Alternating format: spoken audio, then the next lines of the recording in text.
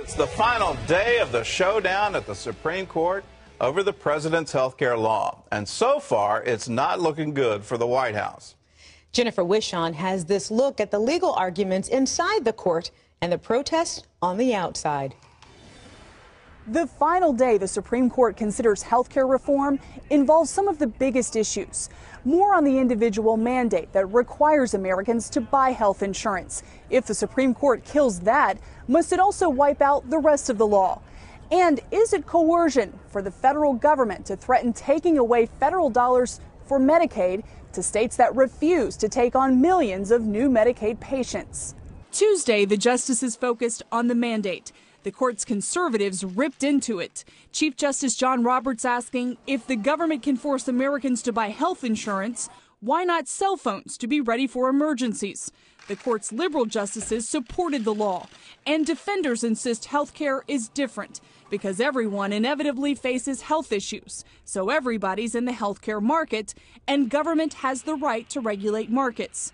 Justice Antonin Scalia wondered if that meant government could tell people what to eat, since everyone's in the food market. Could you define the market? Everybody has to buy food sooner or later. So you define the market as food. Therefore, everybody's in the market. Therefore, you can make people buy broccoli. No, that's quite different. And likely swing vote Anthony Kennedy asked if government could force this. Are there any limits? And he said the mandate is a step beyond what our cases allow. Polls have frequently shown the public is opposed to the health care law. A Rasmussen survey finds 56% want the law repealed, compared to 41% who say don't repeal it. And a Gallup poll shows 72% believe the individual mandate is unconstitutional, while just 20% say it's constitutional. Outside, the Supreme Court Plaza continues to be the new public square, filled with opponents of the health care law. Obamacare is the greatest expansion of federal power in the history of the country. To supporters who say it's vital. We used to have great insurance, but my husband was laid off. He had to choose between health insurance and the mortgage. Abortion is one of the key issues of demonstrators both for and against the health care law. Pro-choice Americans like its abortion support. You should have that availability without having to jump through any hoops or tell anybody about it. Many pro-life Americans are worried the law will force them to finance abortion, birth control, and abortion-inducing drugs. We know that this violates our human rights, our right to practice our freedom of faith, and it would violate the rights of countless more unborn children. Some are furious over a mandate that anyone in a health plan covering abortion has to help pay for them. How can we stop that? My money's going to pay to kill a baby. I have an adopted grandson, and God bless the mom that did not abort that child. 26 states are suing over the health care law. Their attorneys general are here in Washington battling for its death. Jennifer Wishon, CBN News, the Supreme Court. When it comes to the Supreme Court, I'm actually quite a geek. I like reading the actual transcripts to figure out where the justices are going. On the liberal side, they've already signaled how they're going to rule because they've already compared the health care law to Social Security. And since Social Security was determined by the Supreme Court to be constitutional under the Commerce Clause of the Constitution, they're making that analogy. On the conservative side, you heard it. You know, if the U.S. government can do this to us, why can't they force us to eat broccoli? So the conservatives have already indicated how they're going to vote. The swing on this one is going to be Justice Kennedy. And his question, he was divided on whether or not it's part of the enumerated powers given to Congress and to the federal government under the Constitution. It's a legal term that means whatever is not expressly given to the federal government is reserved to the states and the people. There was a debate at one time, can the federal government tax your income? That was considered unconstitutional until just 100 years ago. There was no income tax. So we're seeing him, and he's going to be the swing vote. If he ends up writing the decision, I believe that we'll see the law struck down.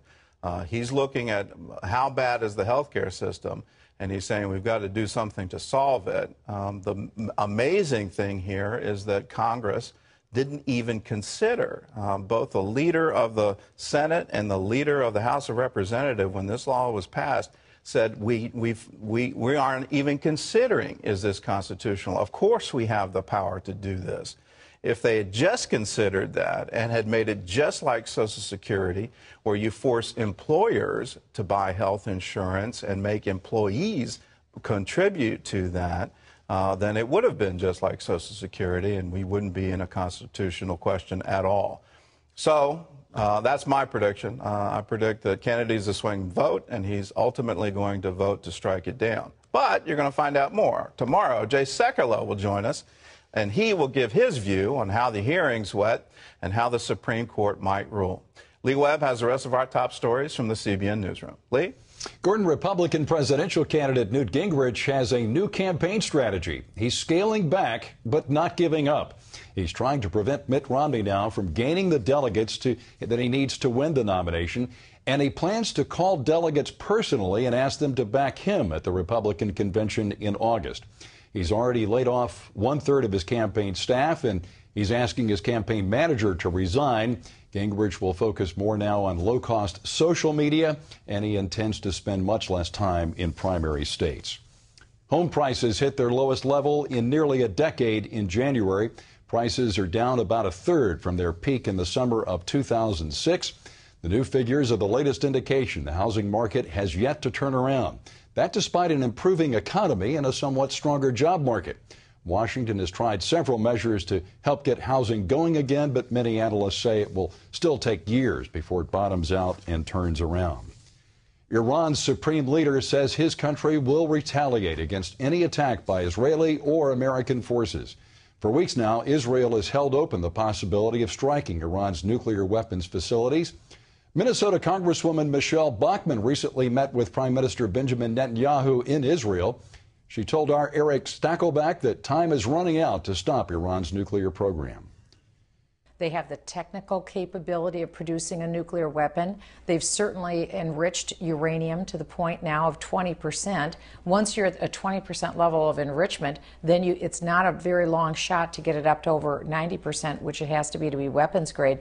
All the elements are in place. Israel sees that, and Iran is making the moves to move this production to a deep underground facility. Once that happens, Israel loses all capacity to take this capability out. And you can see Eric's entire interview with Congresswoman Michelle Bachmann. Check out his program, Stakelback on Terror, on our website, cbnnews.com. A lawsuit claims a Pennsylvania State House resolution declaring 2012 as the year of the Bible is unconstitutional. House members there passed the resolution unanimously in January, but now the Freedom from Religion Foundation is suing. It's asking a federal judge to order the measure's sponsor to stop distributing the resolution and to rule that Pennsylvania's government is not Judeo-Christian. The resolution sponsor, though, says the measure serves to recognize the important role the Bible has played in that state's history. There is new evidence that sitting down for lengthy periods of time is not good for you. New research finds that those who sit for more than 11 hours a day are 40% more likely to die in the next 3 years than people who are more active. And experts say sitting between 8 and 11 hours daily raises the early death risk by 15%. Many of us spend a lot of time sitting at work, but researchers find that the average adult spends about 90% of our leisure time sitting down as well. Most of that time is spent, of course, watching TV or using computers, but more of that leisure time, they say, should be spent standing up and moving around. Gordon? Okay, I'm sitting down right now, and I'm feeling really guilty about that. I don't feel guilty. I was watching that story, and I was thinking, when I get home, I stand all the time because I get tired of sitting. But here's the problem. Yeah, so I literally eat standing, which is not good. So my son sits and I stand and eat. I've got something new for you. I found this out personally from long-distance plane travel. My duties require me to fly for very long times, and it happened right after a 9-hour plane flight. And it's called moviegoer syndrome. Is that like restless leg? No, it's literally you're wearing away the cartilage in your knee if you're sitting for a long period of time. Okay. So, America, get up off of that thing. What do you think? Well, you know where my A Mennonite pastor has been sentenced to 11 years in prison in Vietnam. Nguyen Quang Chen is accused of creating division between the Vietnamese government and the people. He was convicted of writing and spreading materials that slandered authorities there. The group Human Rights Watch says the pastor's conviction, though, is yet another demonstration of the government's disregard for religious freedom. In Vietnam, the communist nation sanctions state churches. The Mennonite Church is outlawed there. Tunisia's ruling party says Islamic law will not be enshrined in the country's new constitution. That means the North African nation's government will remain secular. The decision marks a break between the moderate Islamic leadership and the hardline Salafi Muslims. They have been demanding Islamic law there. Tunisians overthrew their dictatorship in a popular uprising last year. That, of course, led to other revolts across the Middle East. Islamic law is used in many other Muslim nations, including Egypt. You can always get the latest from CBN News by going to our website at cbnnews.com.